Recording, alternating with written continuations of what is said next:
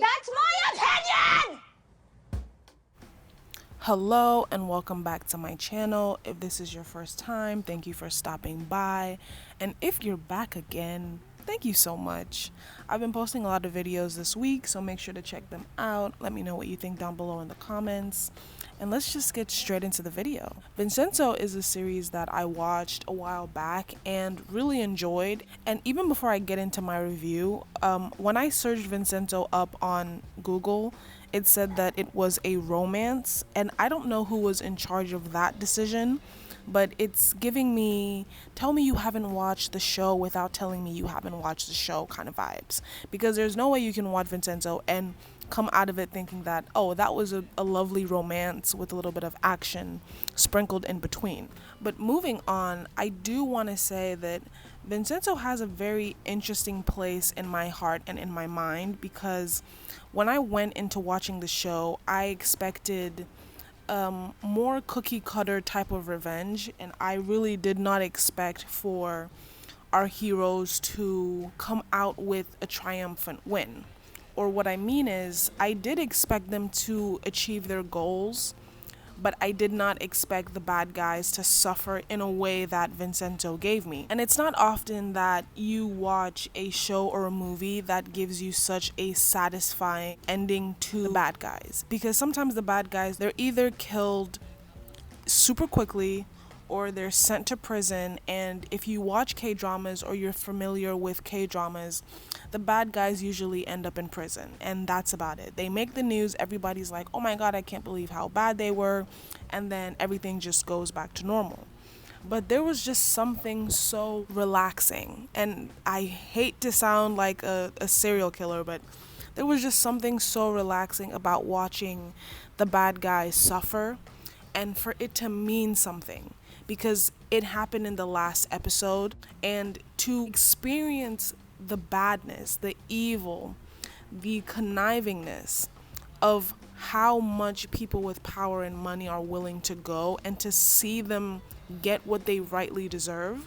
And when it comes to what they rightly deserved, I mean, if you're a humanitarian, you don't believe in fighting fire with fire, but luckily for us, it is a form of media, and it was amazing to watch. But before I even go into why I enjoyed that so much, I do want to start off with some of the lighter things or the other things in the show which I expected to connect with, because from the trailers and some of the clips that I'd seen before watching the show, I just knew that it was going to be like super loving, lots of friendships, lots of good moments, and something to just keep you going whenever you see the characters together outside of the show.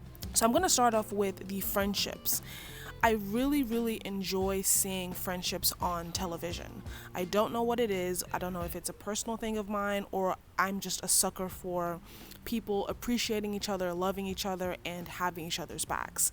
It was nice to have a character that was in a way stronger and was a little bit street smart, and that's Vincenzo, and how he helped the people at the plaza. He did not need to help them because he just needed his gold, and then he was going to be out and he could just dip. But the fact that he decided to stay and help them because of these slow connections that was being built, I thought that was very nice. I also really like the friendships between the people at the plaza in relation to the main female lead and Vincenzo. Usually they try to push certain friendships where it's like, because we're a group, we all have to be best friends. It was nice to see that even though they know each other and there's a friendship there, it's not overforced. They came together for a goal. And yes, they will still hang out. Yes, they will still laugh with each other. Yes, they will still have great moments. But they're not trying to hammer it in that they're now best friends forever. They're just really good friends who have a similar goal, and they have a great connection. How they were able to transform and become more like Vincenzo in terms of like wearing his suits, how he empowered them to be more confident, how he empowered them to know their rights, and how he pushed them to stand and fight for something that they believed in. I also really liked the gray line between what was good and what was evil, and how sometimes that can get a bit confusing. We had a lot of characters that started off bad, like the people who were sent to demolish the plaza, who later became part of the Vincenzo family. They did what they had to do because money was at the end of the dotted line. Would they have done it if they didn't need the money? Probably not. But it just shows you that sometimes people do bad things because they feel they have to and they don't really have a choice, not because there's a purposeful evil to them. On the other hand, you have our three main bad guys who were working at the law firm who made it their mission to discard not only human life and property, but just go out of their way to cause trouble and havoc for other people just because they had a goal to achieve. But if you remember, the main lawyer, the woman, she actually started off as someone who wanted to stick to the law. She wanted to do the right thing. But because there was not enough justice in the legal system, she thought that her best option was to completely switch over and now be doing the very things that she used to frown upon. So I really like that juxtaposition between anyone can become evil, but there is a limit to what you can do. You can do bad things, you can make mistakes, but there has to be a point where you, in your own conscience, weigh out, is it worth what I'm about to do to achieve the goal I want to achieve? Do I have to kill people? Am I willing to kill people? Am I willing to destroy families? Am I willing to lie on other people? That's where good and evil now becomes more apparent, and it's less of a gray area. It's a gray area when you're almost forced to do something you don't want to do, but it becomes very apparent when you don't even have to go that far and you still choose to do so. Now, I do want to just run right through to the main topic of this video because I really did enjoy every aspect of Vincenzo. I enjoyed the characters, I enjoyed the scenery, everything was amazing. But I made this video because I remembered why the show stuck with me even after I was done watching. It was that aspect of revenge, and I really want to talk about the revenge aspect because I found myself strangely connected, and I felt as helpless as the people at the plaza and Vincenzo did at times. I think a lot of people watch the show and of course they loved it, and we all loved it because it was amazing, the writing was great, relationships were giving just what they needed to give. But I also think a lot of people watch the show without realizing that that aspect of getting revenge, that aspect of punishing those who have hurt you wrongly and unjustly, is what really kept people not only watching and wanting to see what happens in the end, but had people talking about the show way after it was done premiering. When you think about a lot of the injustices in the world, when you think about how people with power and money affect, whether it's you or your family or someone that you know, and there's never any type of repercussion, like they never really get what they're supposed to get as punishment. They're just able to walk through. They're just able to move on. It's just a stain on their perfectly clean record. But the victims are the ones who are left picking up the pieces, sometimes for the rest of their life. The amount of trauma that goes into having somebody with power trump you and knowing that they're not going to get punished is a very weird feeling. I want to draw comparisons with Harvey Weinstein, R. Kelly, and Bill Cosby. These are powerful men in the industry. They're recognized for their movies, they're recognized for their TV shows, and music.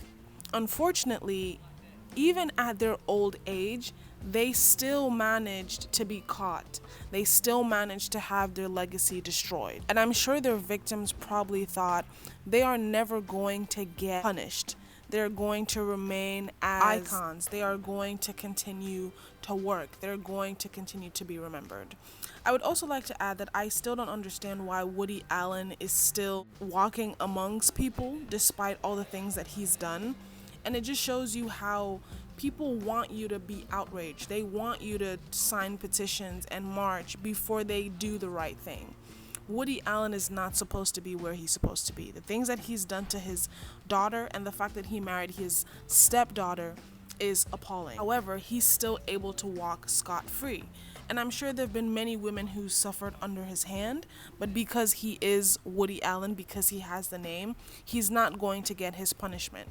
We don't know if he's ever going to face repercussions, but at least I know about his story now, and I think more people should talk about it. So back to revenge and back to people in power. Vincenzo was catharsis to a lot of people, I think. I know a lot of people watched the show and saw the deeper meaning, or even if they were not able to process it, I know that they felt it. It was so empowering to watch these three people who had caused death, who had caused suffering, to suffer themselves. It was everything that I personally think I needed, and I think a lot of people needed that as well. During the pandemic, I think a lot of people suffered because of loss of jobs. I think a lot of people struggled with trying to get back on their feet. A lot of people did fall sick, and a lot of people did feel helpless, whether it was because they couldn't afford to take care of themselves or the people that they love, or they could afford it, but there was just no space. There was nothing to be done. So to watch a show that did not shy away from almost acting like overlords and exacting punishment in a way that was, dare I say, painful and blissful at the same time, I think it really came at the right time, and I think it did exactly what it needed to do. I would recommend Vincenzo to anybody who wants to feel a little bit empowered, and I would also recommend it to anybody who's looking for a sense of community, because you will get that when you watch it. The way that they write the characters and give everybody enough of a personality, the way that the characters feel like longtime friends and not just actors for a short period of time, is definitely commendable. So as I was editing the video, I realized that I forgot a very important character, which was Ngazi the pigeon.